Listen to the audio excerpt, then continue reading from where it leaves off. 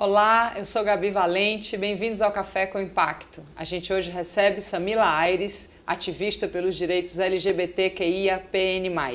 A gente vai conversar para entender cada uma dessas letrinhas que significam muita coisa em sua vontade de direitos e existência plena. Bem-vinda, Samila. Obrigada. Obrigada por ter aceito esse convite, muito importante para a gente você estar aqui. A importância é minha, eu que agradeço. Querida, queria começar conhecendo tua história, né? Esses dias a gente assistiu o documentário Transversais, em que você é uma personagem documentada, tua história, tua vida, mas queria que você trouxesse para as pessoas que estão assistindo quem é Samila Aires e como você chegou nesse lugar de ser reconhecida como um ativista pelos direitos LGBTQIAPN+, no Ceará. A Samila hoje é uma mulher muito realizada, né, no sentido profissional e nas conquistas, né, nas lutas no Estado, não só no Estado, também no Brasil. O DOC foi uma realização para mim, eu nunca imaginei que minha vida seria documentada. É algo difícil, né, você abrir a sua intimidade, mas eu costumo dizer que ela tem um papel social. Documentário, filme, enfim, tem um papel muito, muito importante, que é tocar a vida das pessoas. Eu sou a filha mais velha de quatro filhos. Hoje eu não tenho mais meu pai e minha mãe, mas eu fui criado em seio evangélico, sofrendo algumas discriminações no meu processo de transição. Onde tu nasceu, Samila? Eu nasci em Fortaleza. Numa época pós-ditadura militar, isso dando-se a minha idade. E foi um pouco difícil, né? Entender o que eu era e vivenciar isso na prática, né? Eu não tinha nenhuma referência. As pessoas LGBTs, as pessoas gays, lésbicas, têm suas referências, artistas, atores. Década de 90, 2000, na época que se falava muito sobre isso, mas eu não tinha referência alguma sobre ser uma pessoa trans, sobre ser uma pessoa travesti, né? E a referência que se tinha, tanto para a mídia como para nossas famílias, era aquele ser marginal, estereotipado, né? Um ser que estava à margem da sociedade. E eu entendia que aquilo, na verdade, aquelas pessoas não eram aquilo, né? Na verdade, eu não queria ser aquilo, e aí eu fui buscar viver do jeito, né, que eu sonhava ser, e aceitei os desafios de ser uma pessoa trans nesse espaço que era meramente adoecedor. Foi muito difícil. Isso foi em que idade, Samila? Em que momento isso começa a virar uma questão consciente na tua existência? Não existe um start para as pessoas trans se entenderem. A gente, quando é criança, já sabe o que a gente é, né? A gente entende. Eu lembro que eu falo isso no documentário. Com 5 anos de idade, eu cheguei para minha mãe e perguntei: mãe, quando é que vai cair meu pintinho, vai nascer uma florzinha? Eu já tinha um entendimento do que eu era e de que aquele corpo não era meu. E você precisava entender o que eu era. Eu nem era gay e nem era uma mulher cis.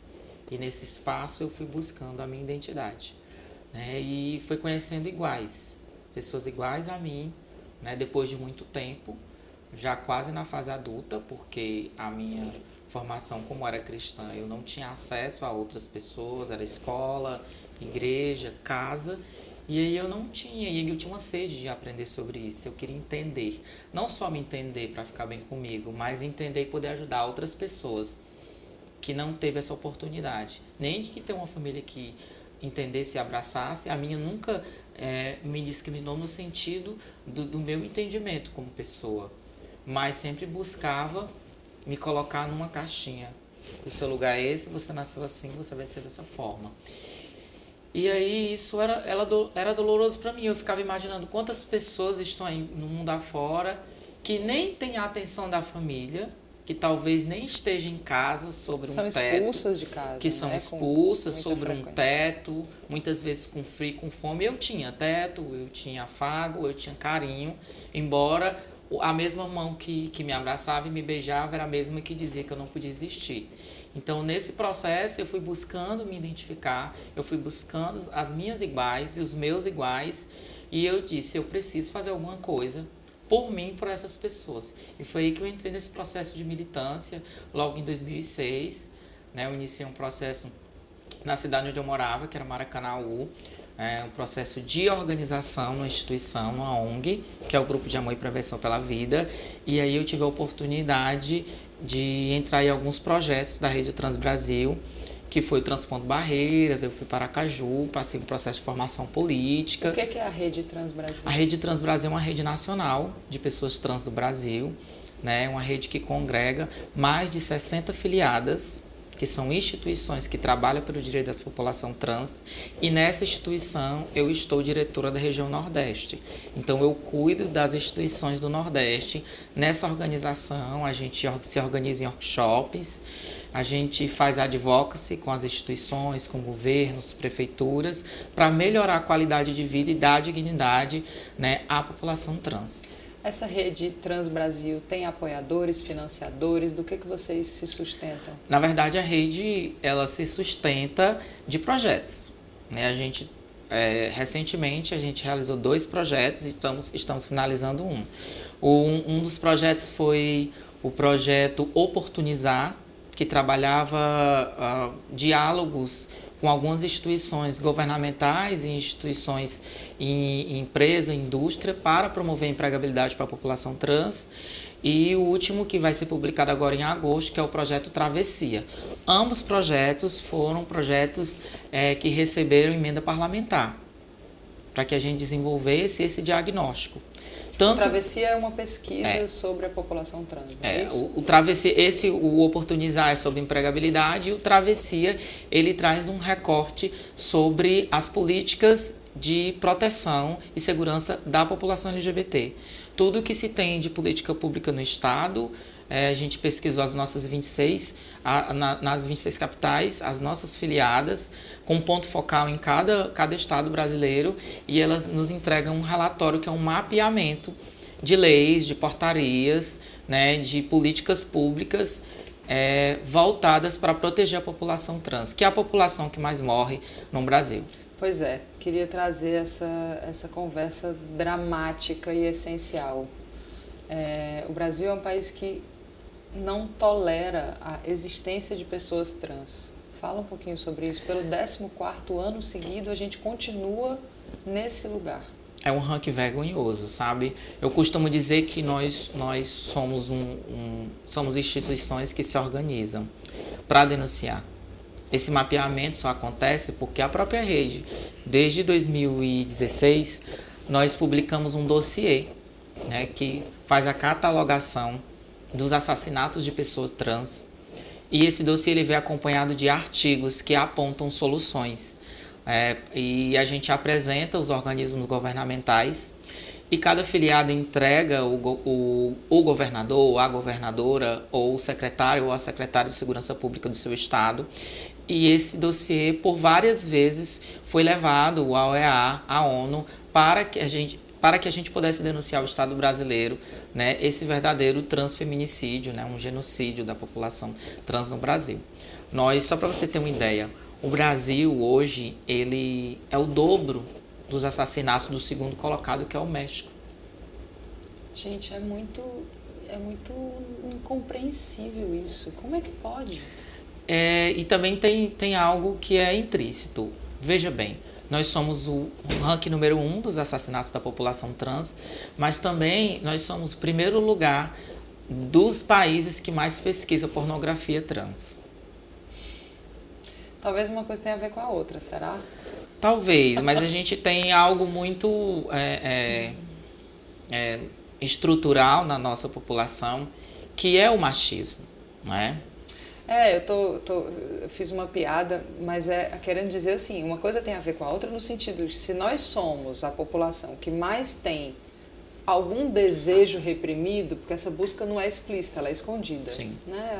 Ela está em pessoas que têm uma vida heteronormativa, mas que na verdade tem algum desejo ali que ela tá na maioria da população, que por acaso é heteronormativa. Né? Então... mas também tem uma visão de que a gente vive num país ainda muito violento, né? E a gente atravessou um período muito turbulento na nossa nação, né? Com negações de direito, né? Com um país dividido com a política.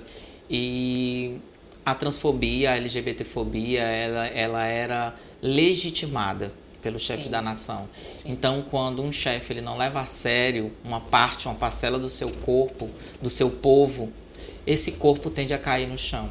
Sim. A nossa população ela já sofre muita violência, né?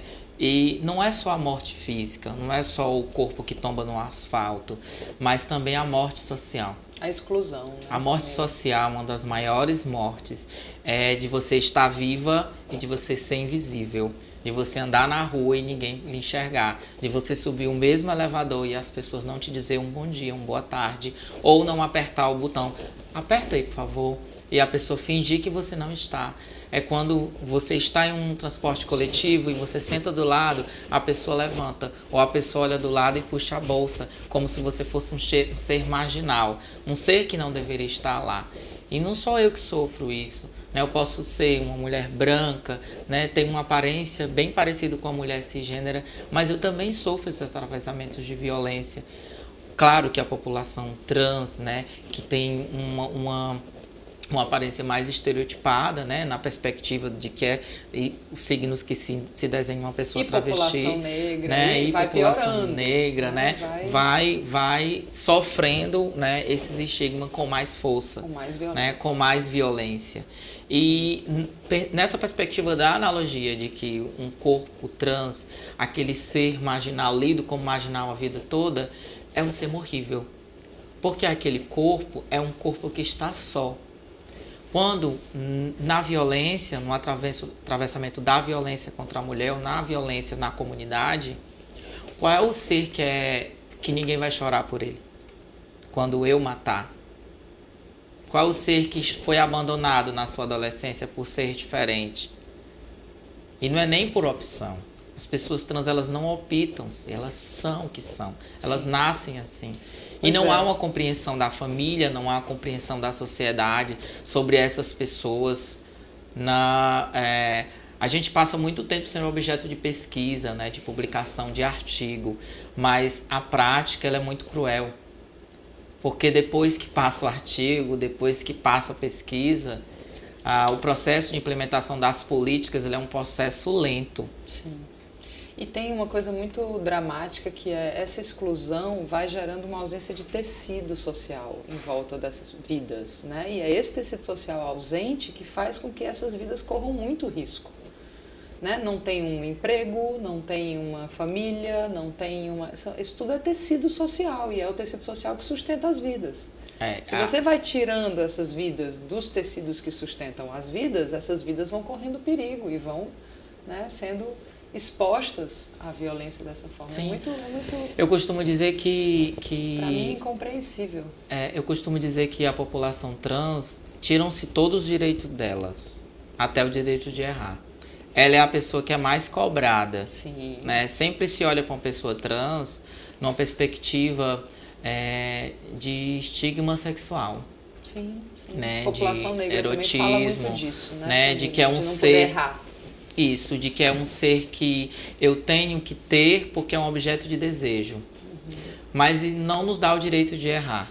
Uhum. Né? Sempre há uma comparação.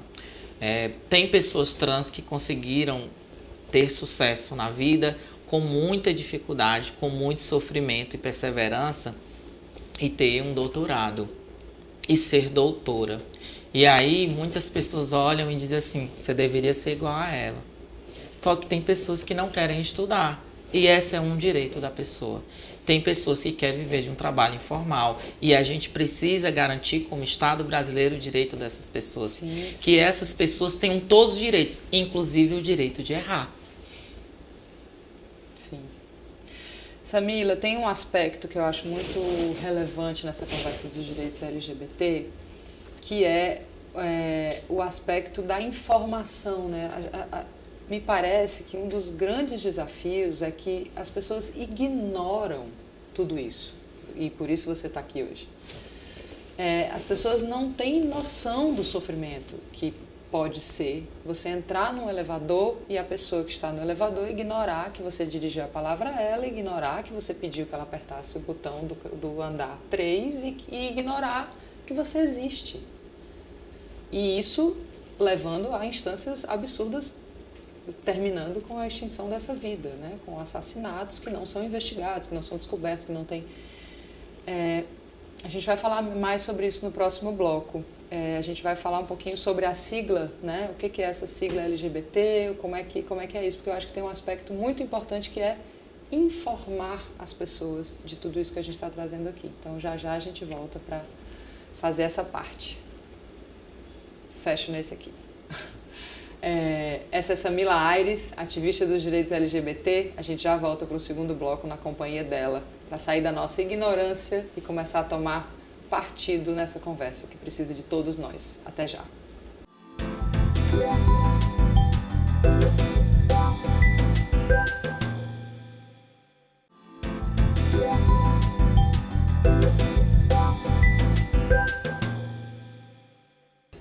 Estamos de volta com Café com Impacto, hoje na companhia preciosa de Samila Aires, ativista pelos direitos LGBT, uma mulher com um histórico lindo que nos ajuda a sair da nossa ignorância e começar a atuar pelos direitos de pessoas que, como nós, merecem existir. Samila, queria fazer um ping-pong contigo, para todos nós ignorantes que aqui estamos assistindo a esse programa, poder sair daqui com um pouquinho mais de informação sobre toda essa lindeza de opção de amar que existe na humanidade. Das que a gente já inventou até hoje e tem muito mais por vir, né? Então vamos lá. Eu vou te perguntando umas coisas e tu vai me respondendo e a gente, se te faltar alguma coisa na cabeça que é difícil, a gente vai tentando juntas. O que é identidade de gênero? É como você se percebe, né? Como você se vê no próprio espelho. Não né? como as pessoas te veem, Não certo? como as pessoas te veem. E aí eu estou falando de forma prática, mas de uma forma mais expressiva, a identidade de gênero é como você se identifica na perspectiva binária da sociedade ou não binária, né? Se você se identifica homem ou se você identifica mulher ou se você não se identifica de forma com nenhum do gênero. Então o gênero é qual o papel social que você toma na perspectiva social, porque a nossa sociedade ela é binária. Uhum. O que é expressão de gênero? Expressão é como você se apresenta para a sociedade. Um você se vê e o outro é como você se apresenta. A expressão de gênero é um todo. É como você se vê, como você se veste, como você se apresenta, como você ama. Tudo isso forma uma expressão de gênero. Como eu me expresso socialmente, o gênero ao qual eu me identifico. Eu posso ter uma identidade e ainda não expressar essa identidade. Pode estar comigo, estar me percebendo como mulher trans e não ter passado pelo processo de transição. Uhum. É bem diferente com vocês, mulheres cisgêneras, porque a cada vez que vocês vão crescendo, vão vivendo, vão indo para a escola, vão trabalhando, vão se vestindo, vão se afeiçoando com os utensílios lidos para a mulher ou lidos para homem, vocês vão se identificando com a sua identidade. Para as pessoas trans é um pouco diferente expressar o seu gênero, porque tem uma questão que barra as pessoas trans, que é o preconceito e a discriminação, inicialmente na família. Então, expressar o gênero é algo um pouco complicado para essa população nessa perspectiva. E tem uma perspectiva também financeira. De classe. Sim, de precisar... De acesso mas a tratamento. Para precisar expressar o seu gênero, você precisa vestir-se, comportar-se igual ao gênero que você se identifica. Então, isso é um processo, né? E um processo que tem um custo. E muitas dessas pessoas não têm condições. O que é sexualidade? A sexualidade é como você, né? A quem você... se relaciona, ama, né? É a forma de amar, é a forma de você se relacionar com as pessoas. Claro que tem a ver com as relações sexuais, mas também tem a ver com uma relação de sentimentos. São as diversas, né, as diversas formas de você se relacionar. É a sua sexualidade. O que é orientação sexual? Vamos imaginar um ponteiro, né? Eu sou um ponteiro. Então eu aponto para um lado, para o outro, certo? Então, vejamos, aqui é o masculino e aqui é o feminino. Quando eu aponto para um desses lados, este ponteiro me orienta. Não é a perspectiva de alguém chegar e orientar. Porque não é correto dizer opção sexual. Que a opção é quando eu opto a vir com essa calça verde. Então eu optei em usar o verde. Em casa você tinha uma preta e uma verde. E você olhou e falou, eu gosto mais da verde. A nossa sexualidade, ela não é optativa. A sexualidade, ela se constrói. É uma percepção nossa a quem a gente se relaciona, aquilo que a gente deseja. Então, este ponteiro, que é uma bússola que vem de dentro do seu coração, do íntimo da sua alma, e ele aponta para um lado, para onde seu desejo aponta. Para o masculino, para o feminino, para ambos ou para nenhum. Porque aí são as pessoas assexuadas, que não apontam para desejo algum. Sabe aquela letra do A? Sim. Do LGBTQIAPN+. E eu também gosto da perspectiva de que a gente pode mudar a orientação disso. Por mais que não seja uma escolha, ela também pode mudar ao longo da vida, né? É sua percepção. Você vai mudando. Desejo muda. Desejo muda. Desejo muda. Desejo muda. E é tudo quando bem. E tá tudo bem. Tá tudo bem. Ora você está nessa perspectiva, né? Ora você está na outra. É um erro das pessoas que falam sobre a bissexualidade, que as pessoas bissexuais elas estão em cima do muro. Elas cortam dos dois lados. Não existe isso. As pessoas bissexuais, elas têm um relacionamento com pessoas de ambos os gêneros e não é necessário que ela esteja com as duas ao mesmo tempo. Isso aí é outra, ou tem outro nome. Então, ela pode estar, neste momento, vivenciando a relação exclusivamente heterossexual, mas outro momento ela está vivenciando uma relação homossexual. Então, essa pessoa é bissexual. Sim. A necessidade da caixinha me parece que não é de quem ama, né? É de quem olha, quem ama. Quase, né? Assim, a caixinha é definida a partir de uma sociedade Sim. que precisa que o jeito que a gente ama tenha uma certa ordem. Sim. Porque, na verdade, a gente vive numa sociedade que rege desejo e que controla desejo. Ou quer controlar o desejo. Ou tenta, né? Mas são esses mesmos que controlam o desejo que extravasam o desejo na noite. Naquele primeiro bloco que a gente estava falando. Sim. É porque reprimem o próprio desejo na tentativa de reprimir o do outro, né? Na verdade, eu quero reprimir aquilo que eu enxergo em você. A tua liberdade me afeta. Acaba porque comigo. Dói. Porque eu não posso ser livre como você. Isso Tem é tão uma comunicação não violenta. isso. É sobre isso. É isso mesmo. Bom, aí tem um outro ping-pong que eu queria fazer contigo, que é explicar a sigla LGBTQIAPN+. Ah, tá aumentando. Tá aumentando. Tá ficando mais complexo, a gente tá deixando de ser cada dia mais iletrado nesse assunto, estamos cada dia mais letrados nesse assunto e estamos caminhando junto com vocês na tentativa de dizer existe mais, existe mais, existe mais, existe mais. Então, queria te convidar para a gente passar pelas letrinhas. Certo. Vamos lá. L. Mulheres que amam mulheres. Lésbicas. Isso. G. Pessoa do gênero masculino que ama pessoa do gênero masculino. Referente à palavra gays, né? Sim. E é interessante que o gay quanto a lésbica é uma questão de gênero, não é de genitália, tá? É importante entender que um homem trans que se apaixona por um homem cis, eles são gays. LGB de bissexuais, o que significa? Bissexuais são pessoas que amam ambos os gêneros. LGBT, transgêneros. O transgênero é um guarda-chuva, né? Um guarda-chuva que compreende as pessoas trans, as travestis, os homens trans, pessoas transexuais, mulheres transexuais, todas estão nessa perspectiva, né, das pessoas transgênero, que transicionam, né, o seu gênero de origem. Aliás, o gênero de origem não, o gênero de origem é o qual eu estou, mas o gênero que foi lhe dado ao nascer. LGBTQ, queer. Queer é uma identidade, né, americana, não é muito usual no Brasil.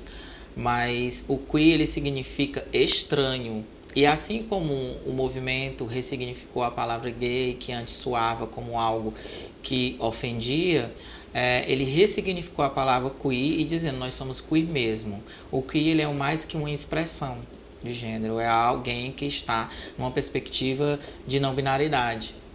Uhum.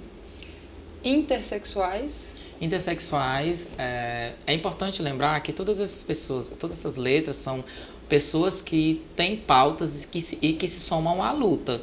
Então, as pessoas intersexuais, apesar dessa condição de serem intersexuais, é uma condição biológica, né? Não tem a ver com a identidade de gênero, nem tem a ver com a sexualidade, a orientação sexual. São pessoas que a gente lia antes como pessoas hermafroditas. Só que são pessoas que nascem com ambos os sexos, ou um sexo interno, ou um externo, ou com características secundárias, né? Lido como masculino ou feminino. Assexuais?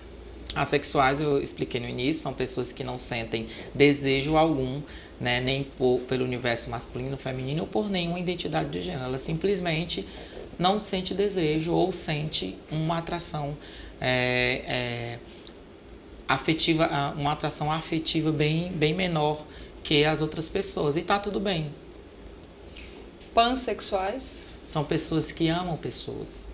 Não importa o gênero, não importa a identidade. É a bissexualidade. Quando as pessoas bissexuais reivindicaram nos anos 70, 80 a bissexualidade, a gente tinha uma compreensão da sociedade no binarismo, de ser homem e mulher, gay ou lésbica. A gente não tinha compreensão e nem discutia sobre as identidades de gênero, sobre travesti, pessoas transexuais. E as pessoas que são pansexuais, elas amam pessoas, não importa se é homem trans, se é mulher trans, se é mulher cis, se é gay, se é lésbica, simplesmente elas gostam de pessoas. Não binário? São pessoas que não se identificam com gênero algum, nem com masculino, nesta caixinha de ser homem e ser mulher, elas não gostam, não se identificam com utensílios, com vestimenta, com postura e com a identidade masculina e nem com a identidade, com postura e nem desempenham um papel social feminino. Simplesmente elas desejam ser pessoas que estão na perspectiva de neutralidade. E ora elas vivenciam vestimentas masculinas, ora elas vivenciam vestimentas femininas, ou misturam as duas vestimentas, ou simplesmente usam vestimentas e nomes neutros que não identificam gênero algum. Samila, por que tu acha que o jeito de amarmos uns aos outros incomoda tanta gente? Respondendo Samila, eu responderia que o amor incomoda muita gente, né? Seja como for, né? E ter liberdade é algo que foge do padrão patriarcal deste mundo. O mundo, ele é constituído numa concepção patriarcal de controle, de que existe isso. Você vai ver sobre essa redoma e você vai ver desta forma. E tudo que é fora disso, que se exacerba, que é demais, que é exagerado, me incomoda porque fugiu do meu controle. Mas, respondendo de forma prática, eu penso que é numa perspectiva de machismo mesmo, sabe? As pessoas LGBTs, tanto as mulheres lésbicas como os homens gays, como as pessoas trans, os homens trans, eles sofrem um machismo muito forte. Porque eu costumo sempre dizer que a travesti ela é punida porque ela traiu o que é ser masculino. Ela nasceu com falo, a travesti, tá? Ela poderia ter sido um homem, ter família responsável, e ela traiu aquela irmandade masculina. Ela foi para o outro lado, para o feminino. Aquilo que a vida toda ela sofreu, sendo discriminada, sendo chamada de mulherzinha, porque eu já vivenciei isso quando eu era criança. Que para me diminuir, diziam que eu era mulherzinha. E eu achava maravilhoso, porque eu queria ser aquela mulherzinha. Queria mesmo era ser mulher, né? Eu queria mesmo era ser a mulher que habitava em mim. Sim. Então, assim, era um processo de punição. A aniquilação do corpo da travesti, das pessoas trans, é nessa perspectiva. O estrupo corretivo às mulheres lésbicas e os homens trans é nessa perspectiva de punir e dizer: por que você não gosta do homem? Pois eu vou fazer isso para você entender, para ver se você gosta. É algo punitivo, de domínio, de dominação De poder sobre aquele ser que ousa ser quem ele é e viver com liberdade.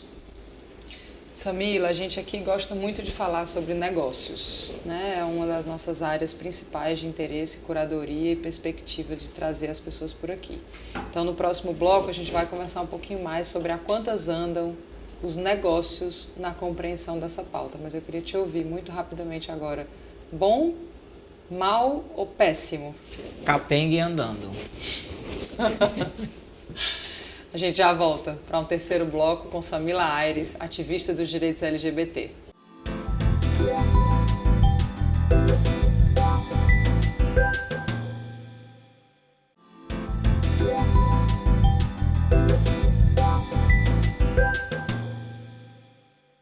Oi, estamos de volta no Café com Impacto, hoje recebendo Samila Aires, ativista dos direitos LGBT.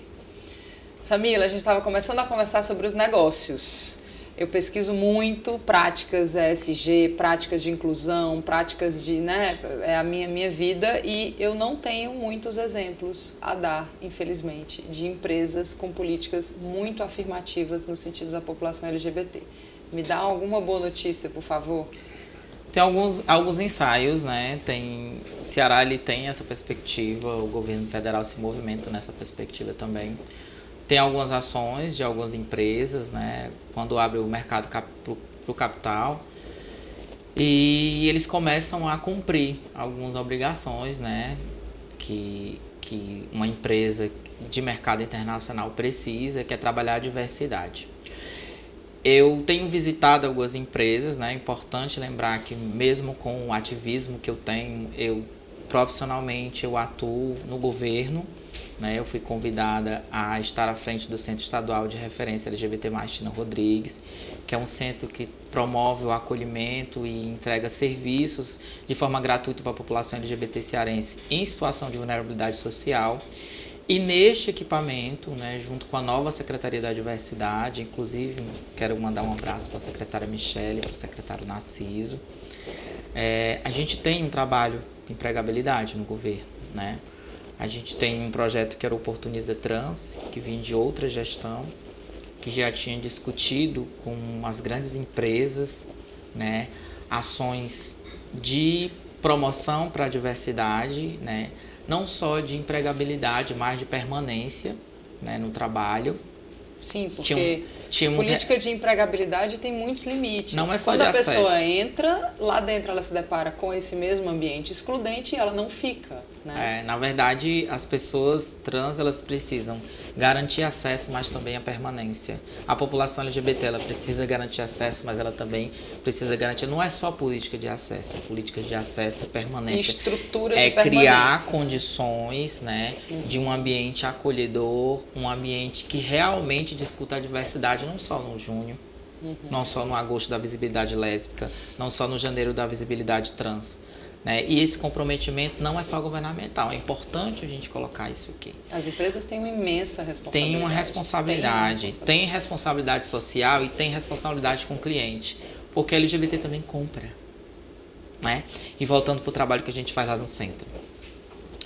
O trabalho que a gente faz de empregabilidade é diagnosticar para os usuários e usuárias do centro, para a população que a gente atende, qual o grau de profissionalização que essa pessoa tem. E onde ela pode ser encaixada? Sim, mas muitas dessa população, a gente tem 70% de usuárias do centro que são a população trans. 70% dessa população, 50% tem ensino fundamental, não tem o ensino médio. Então elas precisam buscar a formação acadêmica, depois profissionalização, depois está pronto para o mercado. As que estão prontas para o mercado, a gente faz um diálogo com o IDT. O IDT Ceará tem uma gerência de diversidade e inclusão, que foi instituída este ano ainda, em maio. Explica o que é o IDT.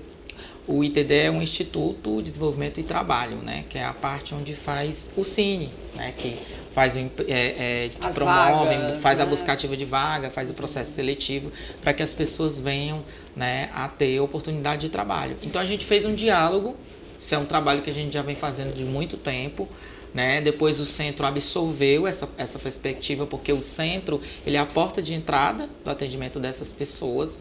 Mas não só isso, eu tinha falado no primeiro bloco que a rede tinha feito um projeto, né, de empregabilidade. E esse projeto teve uma parceria do Centro de Referência, teve uma parceria do Sistema S e uma parceria do Ministério Público do Trabalho.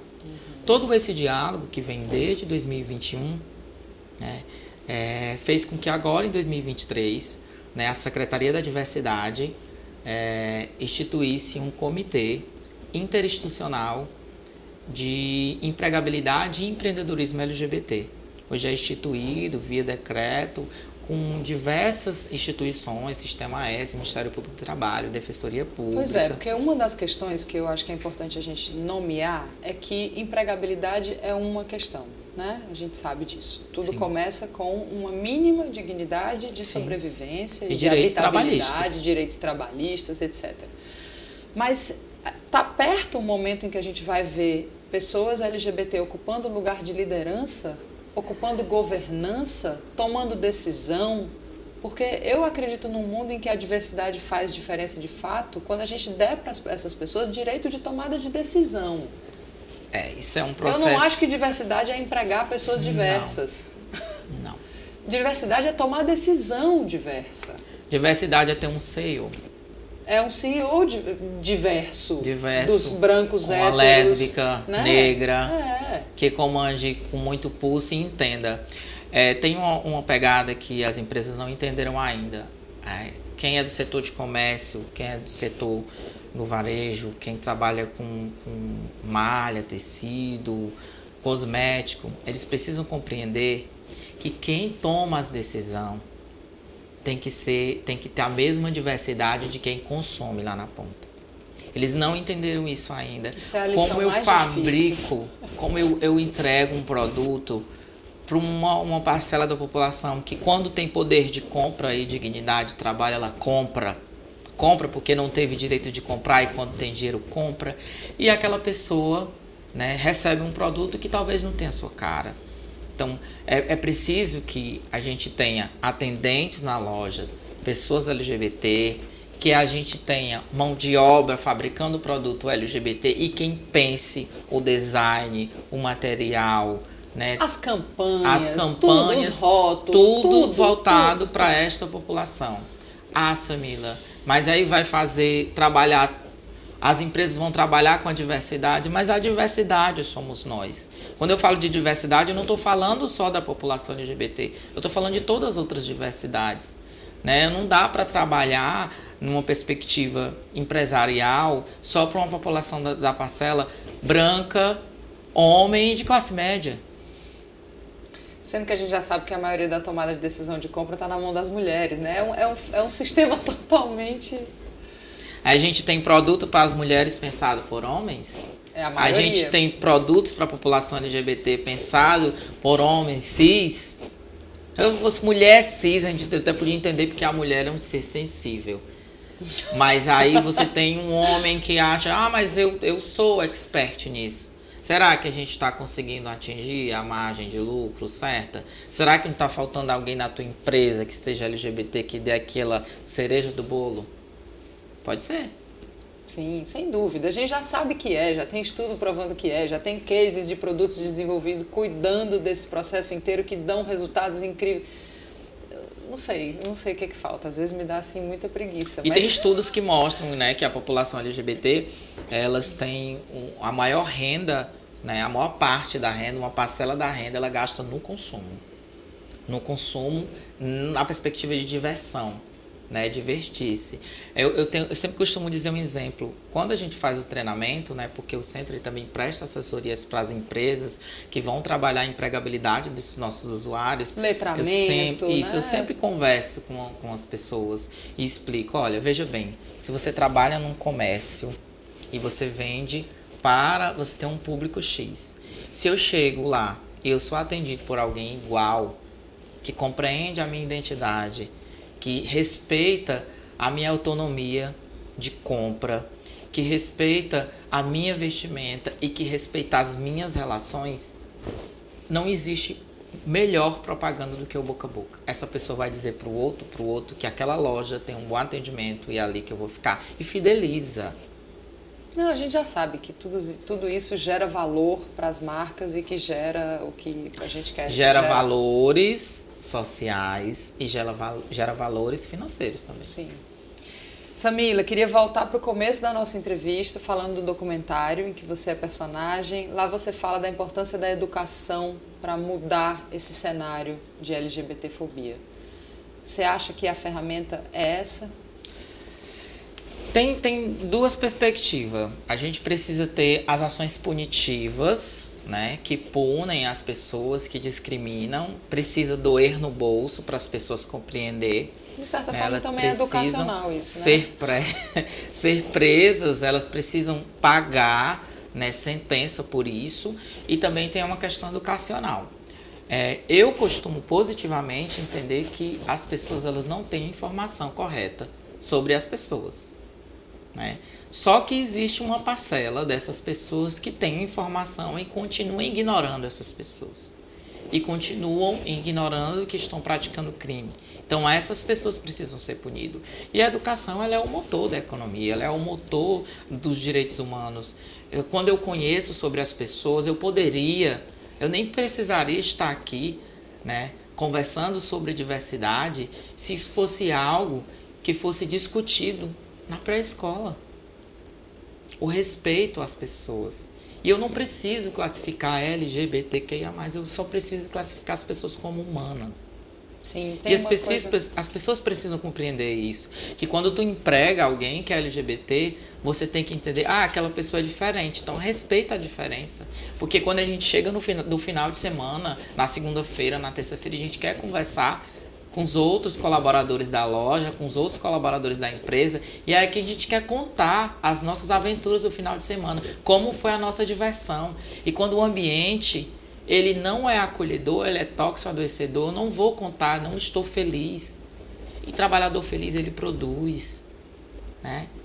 Quando você tem um líder motivado, com a equipe diversa e uma equipe harmônica, eu consigo atingir as metas.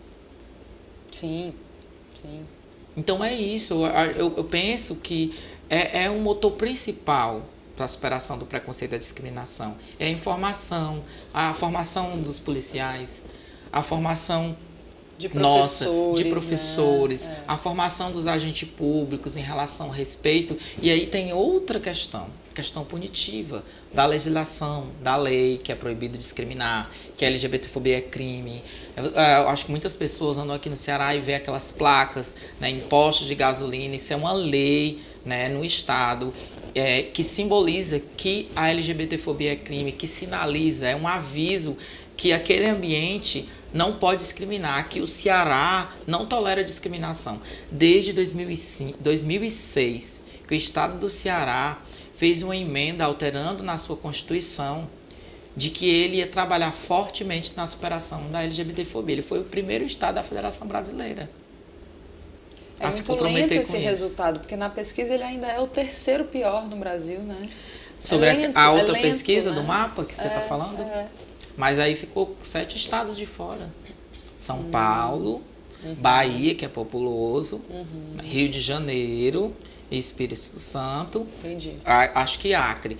Então, nessa perspectiva, e não dá para a gente medir, tá? É importante a gente compreender isso. O estado do Ceará, ele pontua nesses relatórios, mas ele também é o estado que mais tem mecanismo de notificação. Pois é, você acha que tem uma relação, né? Tem uma total relação. Certo. Ó, estado que tem equipamento para receber denúncias de violação, tem o CIOPS, né, que ele faz um tratamento dos dados, 155. A gente tem um observatório da violência, né, em relação à população LGBT no âmbito da segurança pública, tem instrução normativa, as DDMs recebem mulheres travestis e transexuais vítimas de violência doméstica, são notificadas. A gente tem lei do nome social, o sistema da polícia, ele tem um sistema que notifica a identidade de gênero, orientação sexual, A tipificação do crime de LGBTfobia foi um dos primeiros estados da Federação Brasileira a implantar isso no sistema. Que lindo. Quando veio a notificação do Conselho Nacional de Justiça, a gente já tinha isso notificado na segurança pública. Tem uma estrutura de instituições, de ONGs e coletivos organizados, né, que dialogam. Tem também uma parte do governo, né, claro, que como secretaria que dialoga com essa população, que recebe, que escuta, tem conselho, né? Além disso, a gente tem um sistema da polícia que trata o CVLI, que são crimes letais, violentos intencionais, contra a população LGBT, né? Separado para fazer esse monitoramento. Isso é muito importante, então, né? tudo isso tem um mecanismo que vai notificar, enquanto todos os estados, os outros, fora esses 7 que não deram esse relatório para essa instituição que fez o levantamento, para esse fórum, a gente tem outros estados que subnotificam. Uhum. Só para você ter uma ideia, aqui no estado do Ceará, agora em julho, a Secretaria de Segurança Pública publicou uma portaria que orienta que no ato de lavrar um crime contra a população LGBT, a Polícia Civil ela vai tratar qualquer pessoa que morreu por conta que foi assassinato, salvo as pessoas que foram crimes de latrocínio. Os crimes violentos letais contra a população LGBT, eles serão inicialmente tipificados como LGBTfobia. Uhum. Depois do processo investigativo, esses crimes eles serão tirados outras hipóteses, mas inicialmente, né, a grosso modo, será lido como LGBTfobia. E depois, no processo investigativo, a gente vai entender qual foi a motivação do crime. Então, isso ajuda que o Estado notifique a violência contra essa população. Isso é um processo educacional. Também.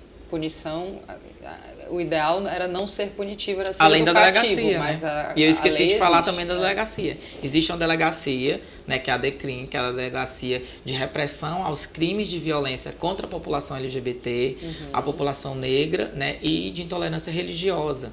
Então, uma delegacia especializada para receber as denúncias de violação contra essa população.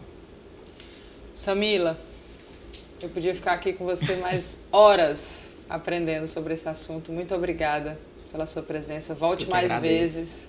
Queria conversar sobre religião, queria conversar sobre políticas na escola, queria conversar... Tem uma fala sua que eu adoro quando você fala: a educação é a escola é o primeiro lugar em que a criança sofre a exclusão. Ali começa tudo. Por isso que ela não termina a escolaridade, por isso que ela não termina... Você fala isso sempre. Exclusão social. A exclusão social. Segundo lugar. O primeiro lugar é em casa, né? Puxa. E às vezes a escola é o primeiro, quando a casa acolhe, quando os pais compreendem essa pessoa. E a escola, ela é um lugar assim. Fundamental, ela deveria acolher quando ela não está preparada, ela exclui. Ela não exclui, ela tem uma exclusão silenciosa. Ela nos convida a sair da escola. E isso interrompe todo o resto. Todo o processo de vida e de dignidade. Querida, muito obrigada. Eu que agradeço. Até a próxima. Obrigada. Esta foi Samila Aires conversando sobre direitos LGBT. Até logo.